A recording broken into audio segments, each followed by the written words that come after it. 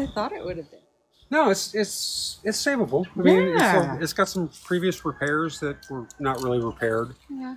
So when you get a cheaper job, this is what you end up with underneath. Yeah, that happens. We've seen this. Actually, that kind of brings me to something I wanted to talk with you about. It's not exactly a question. Oh, what have I been ranting about this week? Yeah. Taxation is theft. Oh, yeah. Hopefully YouTube won't demonetize because of that. I talk with a lot of people who want to do a restoration. Yeah. In fact, very grateful for all of the reaching out and want to get these cars back on the road. Yeah. And when we get down to pictures and what needs to be done on the cars, that's where it gets interesting. Yeah. We have an average price range, and it's expensive. And I think a lot of people just don't understand the cost of doing business. Right, yeah. To be able to maintain a shop and a staff, keep the lights on, keep the HVAC working. We got roofers coming tomorrow to fix some stuff up in the front area because we're converting that over into workspace. Right. So, and then there's the wages. Yeah. And taxes and business expenses, insurance, all of that stuff.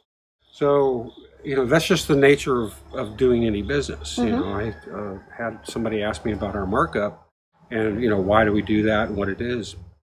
And I said, one of the reasons is so we can keep the labor costs down. Sure, yeah. So if I'm doing a parts order or someone's doing a parts order, somebody's got to research what parts are needed, where to buy them from. I mean, we have a vendors list, but there's still like 2 to 3 hours worth of trying to figure out where everything goes, and it goes to the office to get ordered, which we're also paying for. And right. Oh yeah. So all of that stuff is included in the cost of it. Yeah. It's our delta for labor versus parts is consistent all the way through our builds. Doesn't matter if it's a 60 build, doesn't matter if it's a 200 build. Granted, I sort of knew what I was doing when I first started, but I've gotten better at it. Oh yeah.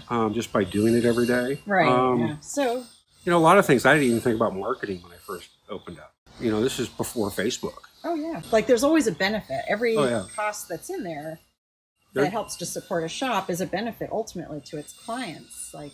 Yeah, if you only had one car coming through, you'd have to charge a whole lot more to be able to make that work. And yet the volume of scale, like having, what do we have, 12, 18 cars at right a time, at a year, See, it does. And and that's one of the ways that we can keep up with this coronavirus supply chain problem. Right. Is by having multiple vehicles. Okay, we need this set of parts for this one. We can't work on this one. Right. Or the client's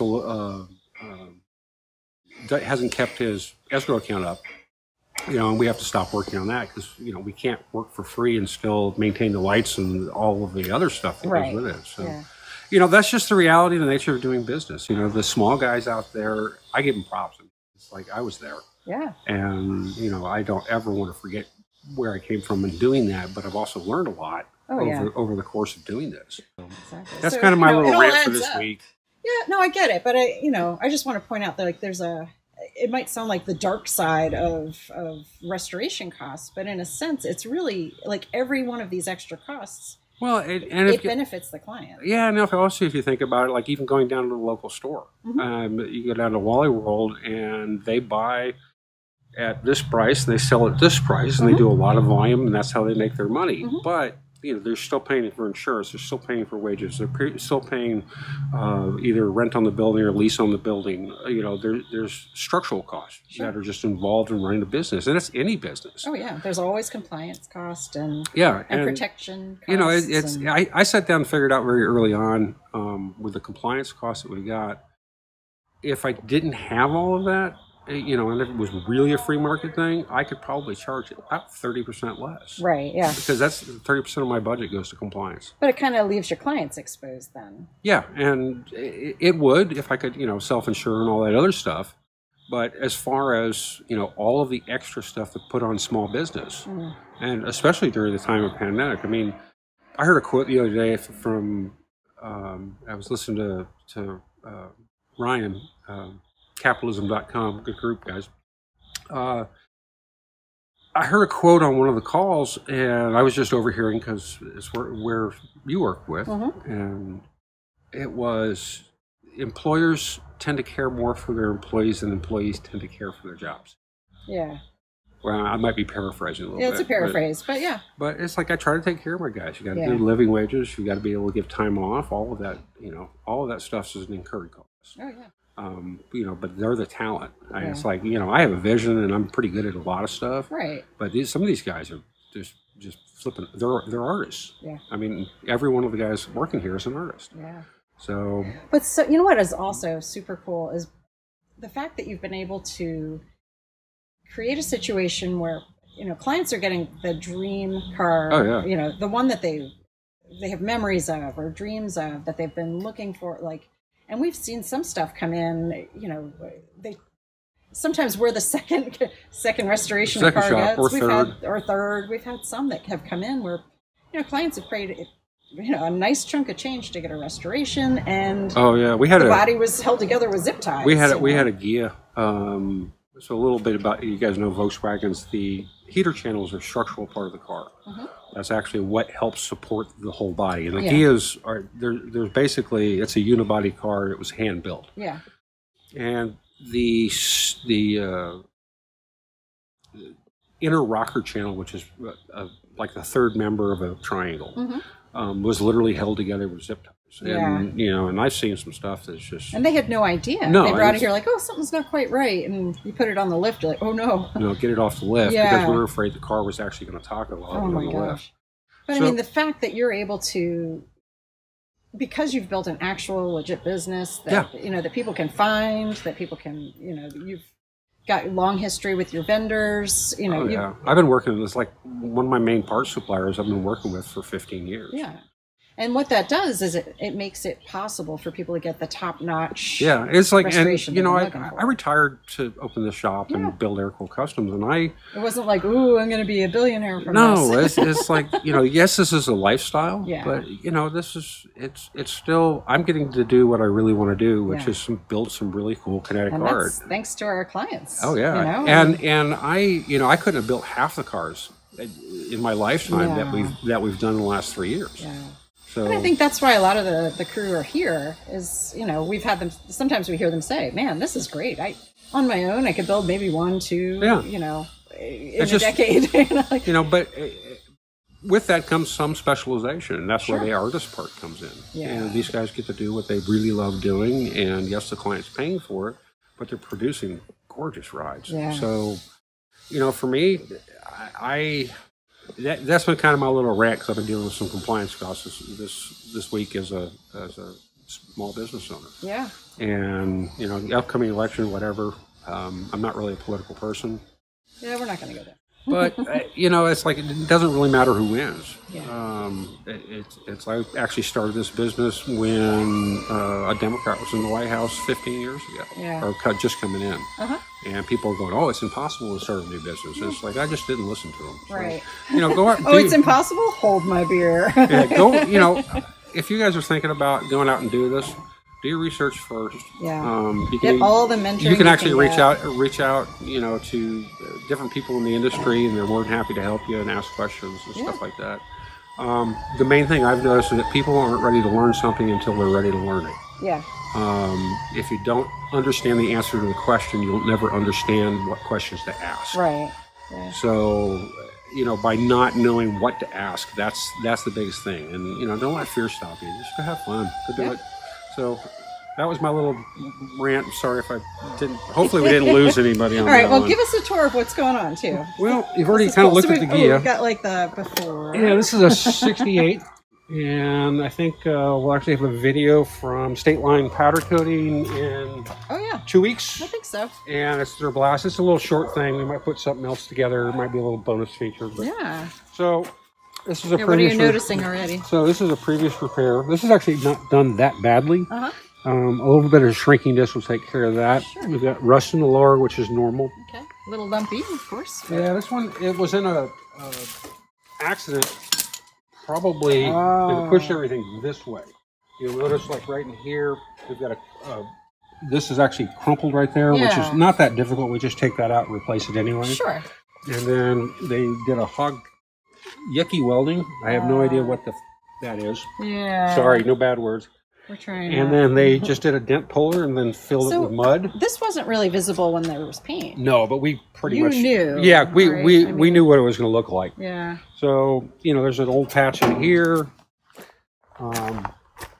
There's a little bit of rust in some weird areas. Yeah. So the inside of the cabin's actually pretty good. The roof's in great shape. Sure. We have a little bit of speckle rust in here, which we'll go in and just kind of clean up and weld. Okay. And then we've got a little bit of flow-through rust here. And then this tray, which is normal, you probably can get that from the outside here. So the one thing that kind of surprised me was the other hit they had was here, and this is actually done, that's Bondo, but they had actually smacked the car this way too. So it's we're going to replace that bucket. Yeah. When the bucket's out, I'll do the metal work. The other side is actually pretty good shape. Yeah. There's another previous repair that looks like somebody did some hammer and dolly work. And just a little bit of a shrinking disc. 2 hours with a shrinking disc will actually take most of that out. So you think these were all separate wrecks? I think this was in I think it was 2 separate ones. Yeah. From what I understand from the client, it was her father's car. Okay. And she's been dragging it around since his passing. Actually, since her mom's passing. Okay. And she is a cancer survivor, and she wants to be able to drive her car again. Aww. So, but otherwise, it's like beautiful. This is going to be a great ride. We've got this kind of stuff, and this is looks like this cottage is cheese. This is a single panel here. Yeah. So I don't understand why they didn't. Actually, this is the double panel, so okay. I understand why they did that this way. But we'll probably just end up pulling that out and then doing the shrinking disc on it. Why is it so lumpy though? And well, because the way they used to do it back in the day is they would actually put a screw in it and then a puller. Okay. And we still use that technology. Yeah. But we probably fill the holes. Well, and then you weld the holes up and you do the grinding. So it's like it was halfway done. But if you're doing a heavy filler things, you actually want the holes in there in order to be able to have the filler attached. Okay. But it's like, they left welding wire in here, and anyway. So that's not the worst we've seen. No, it's not. By a long shot. At least there's no fence post in it. Yeah, that's a good thing. No cement. No cement. So this is Miss Graham's car. Okay. This is that little Bugia that we saw last week. She's in for an interior. I think Darren's going to get into that probably end of the week or part of next week. Okay. Kind of tight in here. Waiting on a fuel tank for this to come back from Mr. Griffin. Paint we're slowly putting together. Rodney's doing some wiring on it. Okay. This one is another interior, but we're still waiting on a motor, and I think it's shipped. So if you guys want motors, go see Scat. Scat Motors. So awesome. I think they're in California right now. Okay. Right now, because you never know. Yeah. So this one's ready to go home. Oh wow, that's exciting! They're gonna have so much fun. Yeah. So it's all ready to go, and just go. We're Mr. Gazzo. We're still waiting on gauges. Yay! Come on, UK. So, and then we got let's do a rail over here. Okay. Also. Well, let's see what Shannon's doing. He's helping on the rail. I am helping with the rail today. I'm actually assembling the rear arms with the half shafts and new bearings and all to get them ready to put on. Fantastic. After they get the spring plates set up. Okay. Yeah. So we're all tag teaming it today. Yeah. And I see I get the fun job. Yeah, the greasy job. That sounds good. That sounds good. Right here. All right, what are you guys doing to the rail? Playing around. Playing around. Wow, this looks amazing. When did this come back? Friday. Yeah. Oh my gosh, it looks. Wow. Friday. Right. So we got gas tank in. Yeah. We got the little. How many gallons will it hold? 10. Okay. They had a 5-gallon stainless one. We went with a poly tank 10-gallon. Doesn't a lawnmower have about 5? Yeah. Then we put the battery tray in and the toolbox up there. We're putting the rear suspension back in, and we're going to hopefully get the tires mounted on them today. They're outside. They got mounted on the wheels. Okay. Transmissions got cleaned up and painted, and we're fixing to put it back in. The front beam is out there. It's gotten cleaned up and painted, and it's fixing to go in the front. And then we're going to put the suspension on the front, put the wheels back on it, hopefully today. Nice. Yeah, we got the rear arms, trailer arms going on. They're getting built. Shannon's helping build those. Yeah. So put those back on. Yep. Trying to get the shocks on and a bunch of stuff. The axles done too. Yeah, so we're gonna try to get those all back together. And fantastic. He'll be on his own wheels hopefully by the end of the day, maybe, hopefully. Oh, that's great. Yep. So awesome. We got most all his parts back from Powder Coat, and I went and got a load of parts. All these are his new parts. Oh, so boy. I'm gonna put him together and see what we got. Go from there, and the engine's gonna be redone. It's got all these new parts here, dual carbs, and new carb kit, and new starter, and new distributor, and new fuel pump, and the whole bit. The whole thing will be good as new. It's all gonna be new. Yeah, we're got to put her back together now. Yeah. Anyway, here's his big old tires he's rocking on it. 33 12 and a half on the rear. Nice. And then about the size of what we run on a Beetle on the front. Yeah. Oh, wow. That's going to have a good stance. Yes, it is. It's going to look pretty cool. Those are some really nice powder-coated black wheels. Sweet. Yes. All right. Well, this will be a blast. Holy. All right, guys. Say goodbye to the nice people. Bye, nice people.